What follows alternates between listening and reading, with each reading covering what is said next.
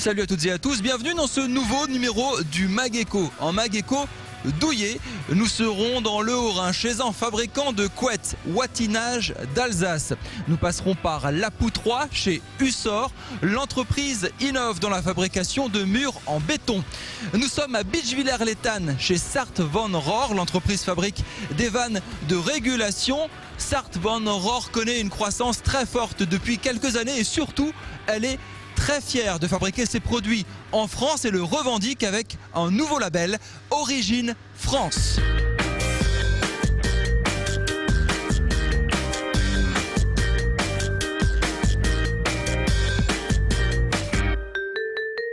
Sart Van Rohr à Beachwiller-l'Étang emploie à peu près 80 personnes, chiffre d'affaires 10 millions d'euros. Ici, on fabrique des vannes de régulation et surtout, on est très fiers de les fabriquer en France. Je vous présente le patron de cette entreprise, Éric Braquet. Bonjour, comment allez-vous? Bonjour, ça va très bien, merci de venir. Fier de fabriquer en France, fier de fabriquer en Alsace? Absolument, très très fier de fabriquer en France.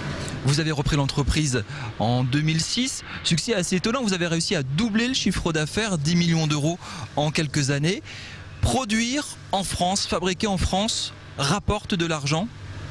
Tout à fait, on se développe, on investit, on fait notre recherche-développement en France, on produit, ça se passe très bien, nos résultats sont satisfaisants. Ces vannes qu'on voit autour de nous, elles sont destinées à quel marché? Tout type de marché industriel. On va le retrouver dans l'alimentaire, on va le retrouver dans l'industrie, au niveau de l'énergie, on va le retrouver au niveau de l'acier, de la fabrication des aciers, de la fabrication de tout un tas de produits que l'on connaît au quotidien. On va dire le jus d'orange, le lait, les biscuits, on va retrouver nos produits partout. Le marché d'armes, vous êtes une PME locale et vous combattez de très grands groupes industriels, ça c'est votre première particularité? Oui, tout à fait. On a en gros 4 à 5 gros concurrents. Ils sont tous énormément plus gros que nous. Nous, 80 personnes. Le plus petit, c'est 3200 personnes. Ce sont des gros groupes étrangers industriels. Même pas peur. Même pas peur. Autre point intéressant, c'est que votre personnel est ultra formé aux techniques numériques, par exemple. Ça aussi, ça s'est fait ces dernières années. Oui, tout à fait. Dès 2007, on a commencé à investir fortement dans l'outil. Il a fallu moderniser l'ensemble de l'outil. Et donc, il fallait aussi que le personnel s'adapte. On avait beaucoup de personnes qui devaient partir en retraite, beaucoup de renouvellements qui ont été opérés et surtout une très grosse croissance de personnel. On a doublé notre effectif depuis 2007 et nous avons recruté uniquement des personnes hautement qualifiées.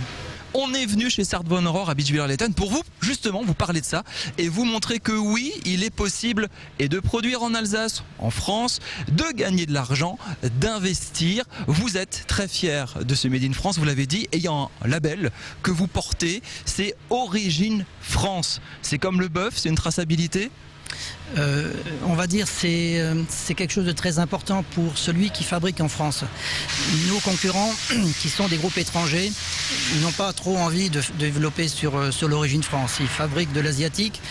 Nous, on fabrique en France, on en est très fiers et on a la chance, avec cette origine France garantie, d'avoir un organisme tiers qui va certifier notre fabrication en venant dans nos comptes, en visitant notre entreprise, en regardant dans chaque détail de nos prix de revient, qu'est-ce qui est français et qu'est-ce qui ne l'est pas. Alors on voit une de ces vannes de régulation à l'image, ça peut servir n'importe où. Le métal est français, c'est coulé en France, c'est usiné en France, c'est monté en France. On est bien d'accord? Oui. Tout à fait. Tout est fabriqué.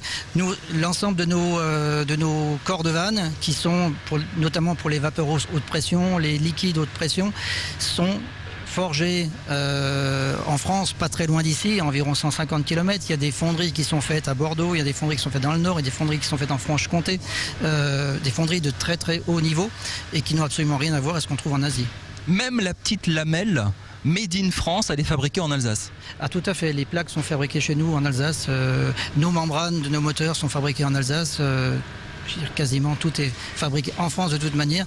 Oui. La campagne présidentielle actuelle avec ce fameux acheter français, produisez en France, c'est du pain béni pour vous? Disons que ça donne une résonance à notre démarche. Notre démarche est beaucoup plus ancienne que ça. On a commencé cette démarche en 2007, de dire on fabrique en France. C'est très important pour une entreprise de montrer qu'on fabrique en France. Nos clients y sont sensibles et comme n'importe quel consommateur. Sart von Rohr, origine France, nouveau label. Pourquoi vous ne fabriquez pas en Europe de l'Est, par exemple, comme tous vos petits camarades? Parce que c'est moins cher. Disons que quand on regarde uniquement le prix unitaire, c'est peut-être moins cher, mais quand on regarde le coût total de l'ensemble de l'aventure, c'est pas si moins cher que ça. La productivité que l'on trouve, en tout cas chez nous, je pense dans beaucoup d'entreprises françaises, n'est pas la même dans d'autres pays, même si le coût de main d'œuvre est moins cher. Les outils sont pas les mêmes, les formations sont pas les mêmes, la motivation n'est pas la même. Globalement, même si ça coûte un petit peu plus cher, nous on n'a pas de groupe financier derrière qui viennent nous demander 10% de rentabilité sur le capital investi. Nous sommes une société familiale et on n'a pas du tout les mêmes objectifs. Vous n'avez jamais 10, 15, 30% de marge comme exigé pour rentabiliser en équipement? Non. Nous, à la fin de l'année, on gagne 5%. 5% de résultat net, c'est déjà beaucoup. Vos effectifs continuent de croître, vous continuez d'embaucher? Tout à fait. On a même du mal à recruter. Donc ça, c'est aussi un sujet, mais je pense que c'est le sujet pour beaucoup de chefs d'entreprise, de trouver du personnel qualifié, formé, qui viennent rejoindre des PME. Merci beaucoup Éric Braquet pour toutes ces explications de Sart von Rohr à Bitchwiller-l'Étang. Alors on va enchaîner avec un reportage à La Poutroie d'Émilie Jaffrat. Je vous présente l'entreprise Hussor, entreprise innovante également. Cette fois-ci, on parle de construction de murs en béton et là aussi, il y a des techniques particulières pour être plus efficace et encore plus performant. Regardez, c'est in Alsace.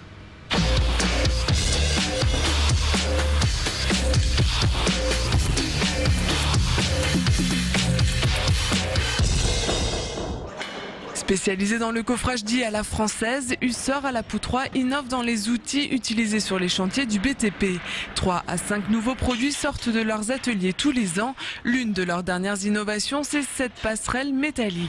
On n'a plus de bois qui se détériore très rapidement avec la pluie, le soleil, etc. Toujours le bois.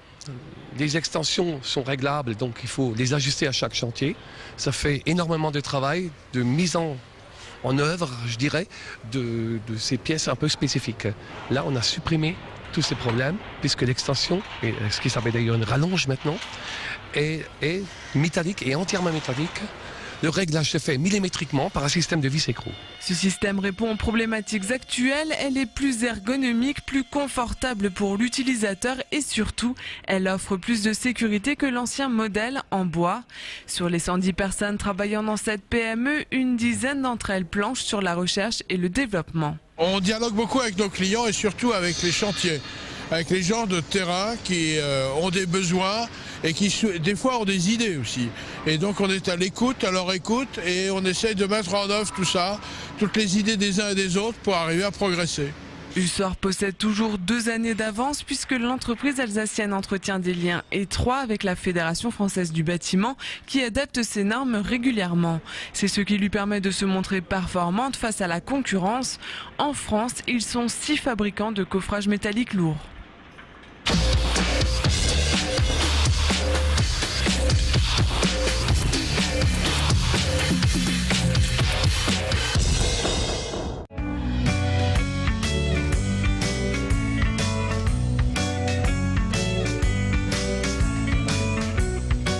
En moyenne, vous devriez dormir chaque soir 7h30. Mais 45% des Français, selon un tout récent sondage, disent dormir très mal.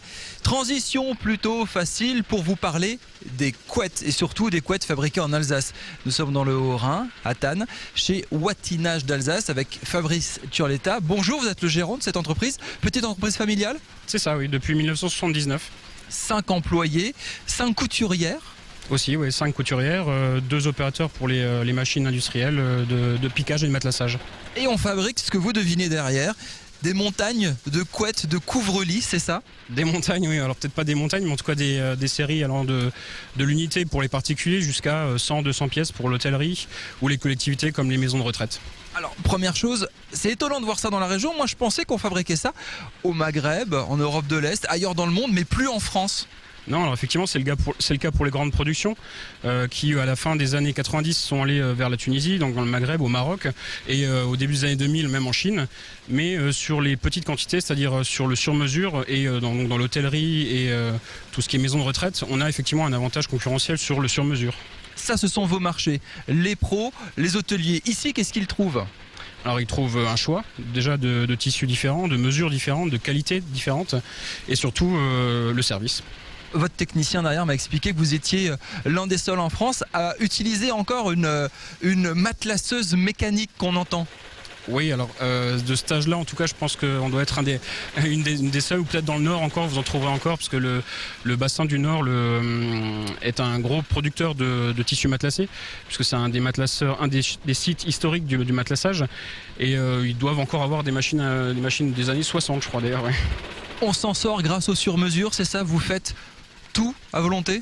C'est ça, ouais, exactement. Ouais. Un hôtel peut venir, je veux des blasons, je veux la tête de mon chef sur une couette, vous arrivez à la faire ? Alors peut-être pas autant dans le détail, mais en profilage, oui, sans doute. Ouais. Enfin, on arrivera à voir grosso modo le profil de la tête. Oui. Et le marché, il se porte comment ? Alors en Alsace, il est toujours très bien porté. Enfin, il s'est toujours très bien porté grâce à l'industrie touristique.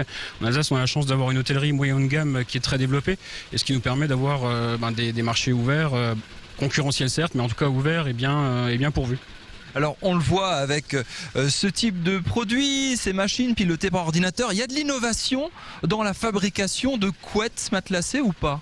Oui, il y a de l'innovation. Il y a de l'innovation pour les grandes séries, avec des usines entières automatisées où la main de l'homme est très peu utile. Et il y a de l'innovation aussi dans le sur-mesure, comme cette machine-là qui est fabriquée en France. L'avenir de l'entreprise, vous le voyez comment d'ici quelques mois, quelques années ? À quelques mois pour le moment ça va, quelques années on va essayer de se développer et puis surtout d'acquérir un site de production un peu plus grand puisqu'on commence un peu à être à l'étroit. Oui. Merci Fabrice. Wattinage d'Alsace réalise en gros 450 000 € de chiffre d'affaires. Voilà, c'en est terminé de cet Éco sur Vin. Vous pouvez le revoir sur internet alsacevin.tv. Merci de votre fidélité. À la semaine prochaine. Salut.